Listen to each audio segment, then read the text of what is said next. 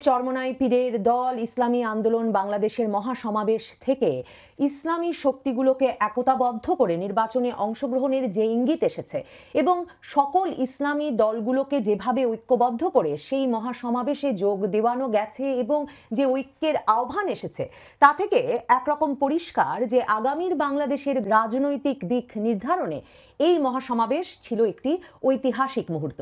বাংলাদেশের জামায়াতে ইসলামীর secretary general মিয়া গোলাম পারোয়ারও কিন্তু এই মহাসমাবেশে যোগ দিয়ে এটাই বলেছেন যে এটা একটা ঐতিহাসিক মুহূর্ত এবং বাংলাদেশের সকল ইসলামী শক্তিকে একতাবদ্ধ করবার জন্যে চরমোনাই পীর সৈয়দ রেজাউল করিমের নাম স্বর্ণাক্ষরে লেখা থাকবে। বাংলাদেশ জামায়াতে ইসলামী সহ নেজামে ইসলাম, খেলাফত মজলিস, ইসলামী ঐক্যজোটের মতো সকল ইসলামপন্থী দলকে এই মহাসমাবেশের মঞ্চে তো তুলে এনেছিলেনই সৈয়দ রেজাউল করিম।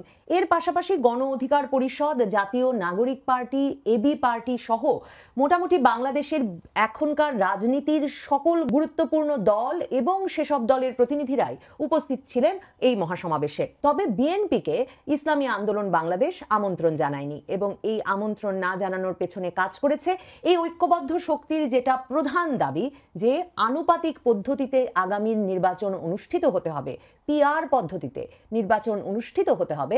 সেই পদ্ধতির যেহেতু বিরোধিতা করে বিএনপি, সে কারণেই বিএনপিকে এই ঐক্যে এই সমাবেশে আমন্ত্রণ জানানো হয়নি। কাজেই বুঝতে বাকি থাকে না যে ইসলামী দলগুলোর এই ঐক্য মূলত বাংলাদেশের বর্তমান রাজনৈতিক প্রেক্ষাপটে বিএনপির বিরুদ্ধেই।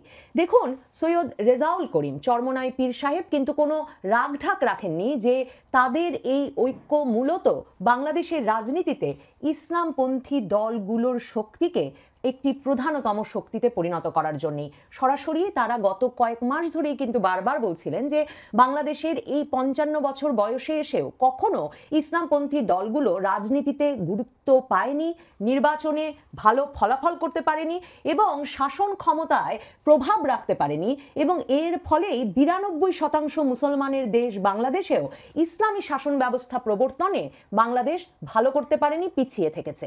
এবারের ঐক্যের মূল উদ্দেশ্যই চরমোনাই পীর সাহেবের জন্য যেমন জামায়াতে ইসলামীর জন্যও তেমন বাংলাদেশে আল্লাহর শাসন কায়েম করা এবং ধর্মীয় বিধান মোতাবেক একটি রাষ্ট্র পরিচালনা করা, যেই রাষ্ট্রটি জামায়াতের আমিরের ভাষায় ধর্মীয় বিধিবিধান মেনে চলবে এবং একটি ইসলামী শাসন সম্মত, ইসলামী বিধান সম্মত রাষ্ট্র পরিচালনার দিকে অগ্রসর হবে। জানুয়ারি মাসে জামায়াতে ইসলামীর আমির বরিশালে সৈয়দ রেজাউল করিমের সঙ্গে সাক্ষাৎ করতে গিয়েছিলেন। চরমোনাই পীরের সঙ্গে তার এই সাক্ষাতের সে সময়েই সেটা সংবাদ মাধ্যমে খুবই গুরুত্ব পেয়েছিল, কারণ চরমোনাই পীর সাহেবের ইসলামী আন্দোলন বাংলাদেশের সঙ্গে জামায়াতে ইসলামীর কখনোই ঘনিষ্ঠতা বা খুব ভালো সম্পর্ক ছিল না। তাহলে এই দুটো দল কি তাদের পুরনো বোঝাপড়ার সমস্যা দূরে সরিয়ে রেখে নির্বাচনী ঐক্যের পথে হাঁটছে? এই প্রশ্নটি নিয়ে সংবাদ মাধ্যম যখন বরিশালে ভিড় করেছিল তখন দুই নেতাই বলেছিলেন যে তাদের মূল উদ্দেশ্য ইসলামী শক্তির ভোটগুলোকে একটা বাক্সে নিয়ে আসা, বাংলাদেশের ইসলামপন্থী সকল দলের সমর্থকরা যাতে এক বাক্সে ভোট দিয়ে এই ইসলামী শক্তির হাতকে শক্তিশালী করতে পারেন, সেজন্যই তারা একটা ঐক্যের কথা ভাবছেন। এই এক বাক্সে ভোট আনার উদ্দেশ্যেই যে এই মহাসমাবেশ এবং সেই মহাসমাবেশ স্থলে সকলকে ঐক্যবদ্ধ করা, জড়ো করা, সেটা সরাসরি সেই মহাসমাবেশ স্থল থেকে বলেছেন চরমোনাইয়ের পীর সৈয়দ রেজাউল করিম। জানুয়ারি মাসে জামায়াতে ইসলামীর আমির চরমোনাই পীর সাহেবের সঙ্গে দেখা করার পরপরই মির্জা ফখরুল ইসলাম আলমগীরও গিয়েছিলেন ইসলামী আন্দোলন বাংলাদেশের এই প্রধান নেতা চরমোনাই পীর সৈয়দ রেজাউল করিমের সঙ্গে সাক্ষাৎ করতে। তবে বোঝাই যাচ্ছে বিএনপিকে কিছুতেই এই ইসলামী দলগুলো আর আস্থায় আনতে পারছে না এবং বিএনপির সঙ্গে সম্পর্কটা এমন জায়গায় পৌঁছেছে যে সকল দলকে মহাসমাবেশে আমন্ত্রণ জানানো গেলেও কোনোভাবেই বিএনপিকে মহাসমাবেশে আমন্ত্রণ জানায়নি ইসলামী আন্দোলন বাংলাদেশ। তার কারণ খুব স্বাভাবিক, কারণ এই আগামী নির্বাচনে বিএনপি তাদের মূল প্রতিদ্বন্দ্বী এবং বিএনপি যে পদ্ধতিতে নির্বাচন ঠেকাতে চাইছে, অর্থাৎ আনুপাতিক প্রতিনিধিত্ব পদ্ধতিতে নির্বাচন তারা ঠেকাতে চাইছে, কারণ তারা জানে বর্তমান পদ্ধতিতেই যদি নির্বাচন অনুষ্ঠিত হয় তাহলে একক সংখ্যাগরিষ্ঠ দল হিসেবে বিএনপি পরবর্তী সরকার গঠন করবে।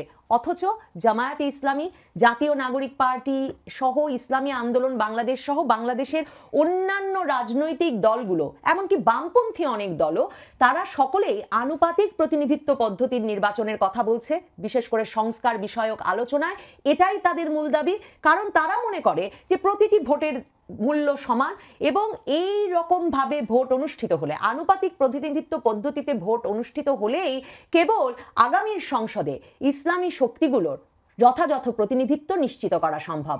এবং এখন শনিবারের মহাসমাবেশ থেকে ইসলামী আন্দোলন বাংলাদেশ এবং সেই মঞ্চ থেকে জামায়াতে ইসলামী সহ বাংলাদেশের ইসলামপন্থী দলগুলো পরিষ্কারভাবে বলে দিয়েছে, আনুপাতিক প্রতিনিধিত্ব পদ্ধতি ছাড়া কোনোভাবে তারা আগামীর নির্বাচন হতে দেবে না। শুধু তাই নয়, চরমোনাই পীর সৈয়দ রেজাউল করিম 2 কক্ষের কথাও বলেছেন। আমরা জানি সংস্কার প্রস্তাবে একদিকে যেমন ঐকমত্য কমিশনের তরফ থেকেও এই প্রস্তাব ছিল, তেমনি এই রাজনৈতিক দলগুলোরও প্রস্তাব আছে যে বাংলাদেশে এখন থেকে 2 কক্ষের সংসদ হতে হবে, উচ্চকক্ষ এবং নিম্নকক্ষ থাকবে। আর এই ইসলামপন্থী দলগুলো বলছে 2 কক্ষেই আনুপাতিক প্রতিনিধিত্ব পদ্ধতিতে, পিআর পদ্ধতিতে নির্বাচন হতে হবে। এই পদ্ধতি ছাড়া তারা যে নির্বাচন হতে দেবে না, সেটা যেমন এই বিশাল লাখ লাখ লোকের সমাবেশ থেকে স্পষ্ট ভাষায় বাংলাদেশের বিভিন্ন ইসলামী রাজনৈতিক দলের নেতৃবৃন্দ পরিষ্কার করে বলেছেন, ঠিক তেমনি তারা তাদের নেতাকর্মীদের নির্দেশনা দিয়েছেন যাতে ওয়ার্ডে ওয়ার্ডে, থানায় থানায় তারা সাধারণ মানুষকে বোঝান কেন পিআর পদ্ধতিতে, আনুপাতিক পদ্ধতিতে নির্বাচন অনুষ্ঠান জরুরি। আমরা সকলেই জানি যে বাংলাদেশ জুড়ে এই ইসলামপন্থী দলগুলোর নানা রকম ধর্মীয় প্রতিষ্ঠানের মাধ্যমে যেমন, তেমনি রাজনৈতিক ও সামাজিক কর্মকাণ্ড পরিচালনার মধ্য দিয়েও সাধারণ মানুষের সঙ্গে নিয়মিত যোগাযোগের বিভিন্ন চ্যানেল প্রতিষ্ঠিত অবস্থায় আছে। কাজেই তারা এখন যখন বলছে সাধারণ মানুষের কাছে তারা এই আনুপাতিক প্রতিনিধিত্ব পদ্ধতি বা পিআর পদ্ধতিতে নির্বাচন কেন জরুরি, কেন মানুষ সারা বাংলাদেশ জুড়ে যত শতাংশ ভোট যে দলকে দেবে সে দলের তত শতাংশ আসনই উচ্চকক্ষ এবং নিম্নকক্ষে পাওয়া নিশ্চিত করা আগামীর বাংলাদেশের সংসদে জরুরি, তা যখন তারা তুলে ধরতে চাইবে, বুঝতে অসুবিধা হয় না এই জনসংযোগেও তারা বিএনপির চাইতে অনেক বেশি এগিয়ে থাকবে। আমার তাই মনে হচ্ছে এই বিএনপি বিরোধী জোট সত্যিকার অর্থে বিএনপিকে নতুন করে বড় ধরনের বিপদে ফেলেছে। বড় ধরনের বিপদে ফেলেছে বলেই বিএনপির নেতৃবৃন্দ আগেও যেমন তারা পিআর পদ্ধতির বিপক্ষে বলেছেন, সংস্কার প্রস্তাব নিয়ে আলোচনার সময় তো বলেছেনই, মাঝে মাঝে জনসমাবেশেও বলেছেন। এই ইসলামী আন্দোলনের মহাসমাবেশের পরেই বিএনপির স্থায়ী কমিটির সদস্য সালাউদ্দিন আহমেদ বলেছেন এটা নির্বাচন পিছিয়ে দেওয়ার বা নির্বাচন হতে না দেওয়ার ষড়যন্ত্র, যে পিআর পদ্ধতি ছাড়া নির্বাচন হতে পারবে না এমন দাবি তুলে আনা। আর বিএনপির স্থায়ী কমিটির আরেক সদস্য মির্জা আব্বাস, তিনি বোধহয় খুব ক্ষেপে গেছেন ইসলামী আন্দোলন বাংলাদেশের এই বিরাট মহাসমাবেশ দেখে। তিনি এক বক্তৃতায় বলেছেন যে মহাসমাবেশ এরকম বড় বিএনপি চাইলেই করতে পারে। মির্জা আব্বাসও অভিযোগ করে বলেছেন একটি গোষ্ঠী নির্বাচনকে পিছিয়ে দিয়ে জাতির সর্বনাশ করতে চাচ্ছে, এক একজন এক একটা দাবি তুলে নির্বাচনকে পিছিয়ে নির্বাচনের অবস্থা সর্বনাশ করে দিয়ে এ জাতির সর্বনাশ করতে চাচ্ছে।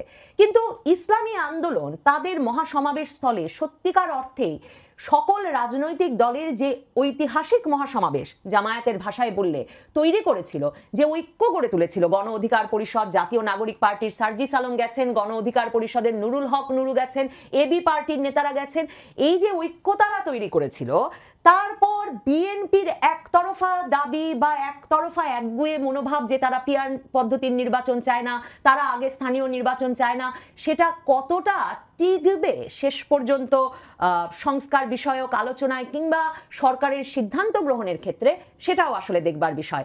তার মানে অবস্থাটা এমন দাঁড়াচ্ছে যে এই আনুপাতিক পদ্ধতিতে নির্বাচন, স্থানীয় নির্বাচন আগে না জাতীয় নির্বাচন আগে, এসব প্রসঙ্গে সরাসরি বিএনপির বিরুদ্ধে এখন রাজনৈতিক আন্দোলন, সমাবেশ এবং প্রতিরোধ গড়ে তুলতে প্রস্তুত হওয়ার ঘোষণা চলে এসেছে ইসলামী আন্দোলন বাংলাদেশের এই মহাসমাবেশ থেকে। তার মানে শুধুমাত্র শীতাতপ নিয়ন্ত্রিত কক্ষে প্রফেসর আলী রিয়াজের সভাপতিত্বে যে সংস্কার প্রসঙ্গে আলোচনা আর তর্ক বিতর্ক করে বিএনপি তাদের দাবি তুলে ধরতে থাকবে আর কোনোভাবেই ঐকমত্যে পৌঁছতে দেবে না, সেটা বোধহয় আর বেশি দিন চলবে না।